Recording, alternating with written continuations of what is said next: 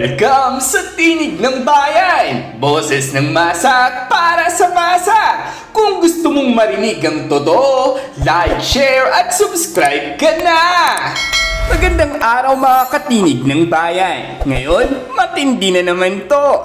Vice President Sara Duterte raw ay naghain na ng counter affidavit sa Ombudsman kaugnay sa alegasyon ng umano'y misuse ng confidential funds. Grabe, mainit-init ito mga katinig ng bayan kasi maraming nag-aabang kung saan hahantong ang kasong ito. Pero tandaan po natin, alegasyon pa lang ito, walang final na hatol. Ayon nga raw sa mga balita, isinampa raw ang reklamo dahil di umano'y hindi raw maipaliwanag ng maayos ang paggamit ng confidential funds sa ilalim ng opisina ni VP Sara. Kaya bilang depensa, nag-submit na siya ng counter affidavit.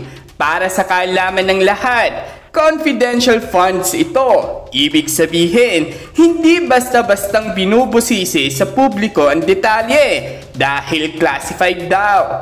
Pero dito raw pumapasok ang tanong, kung classified, paano natin masisiguro na tama ang paggasta? Maraming sektor ang nagsasabi na dapat daw may mas malinaw na guidelines ang paggamit ng confidential funds para hindi siya nagagamit sa maling paraan o hindi na pagbibintangan ng sobra-sobra. Mga katinig ng bayan, sa totoo lang, hindi po biro ang ganitong alegasyon, lalo na kung ikaw ay pangalawang pangulo ng bansa.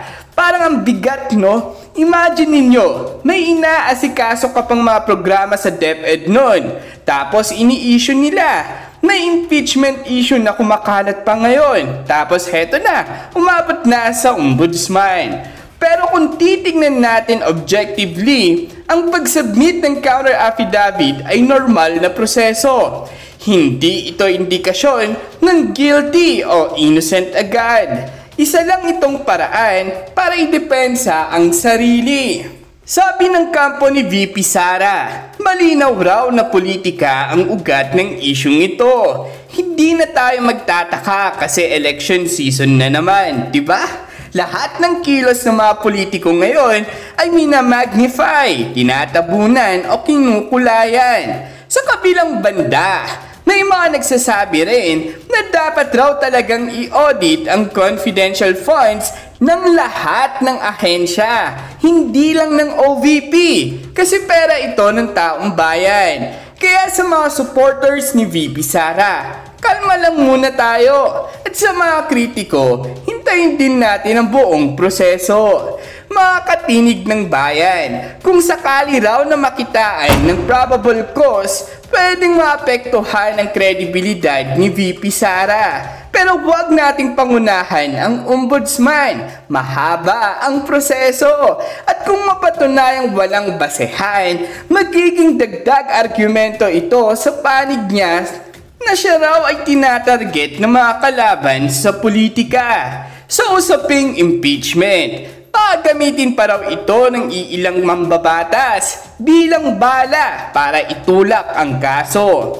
Pero again, speculation pa lang ito, hindi pa ito confirmed strategy ng kahit sinong kampo. Kung titignan natin sa mas malaking konteksto, ito rin ang panawagan sa transparency sa lahat ng confidential at intelligence funds mula lokal hanggang national level. Para nga raw sa ilan, simple lang, respeto sa due process. Hindi porke may alegasyon, automatic guilty. Hindi rin porke may depensa, automatic absolved. Kaya panawagan natin sa Ombudsman, kung may ebidensya, ilatag. Kung wala, linisin ang pangalan. At sa ating mga katinig ng bayan, huwag agad magpapadala sa chismis o meme na kulang sa context. Maging mapanuri, lalo na sa social media. Comment down below, like and share kung nagustuhan nyo ang usapan natin ngayon. At huwag kalimutan mag-subscribe sa Tinig ng Bayan, kung saan ang boses mo ay mahalaga. Samantala, sari-saring komento nga rin ang lumalabas mula sa mga netizens patungkol sa isyong ito.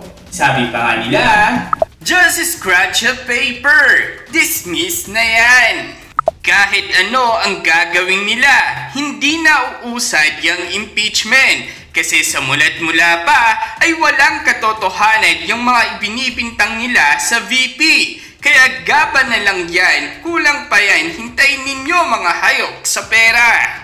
Malaki ang chance ni VP makalusot sa kaso bago matapos ang Agosto. Pero kung hindi ma-dismiss o desisyonan ni Martires bago siya mag-retire, ang papalit na ombudsman ni PBM, 100% hahatulan si VP ng guilty. At dyan nagtatapos ang usapan natin ngayon.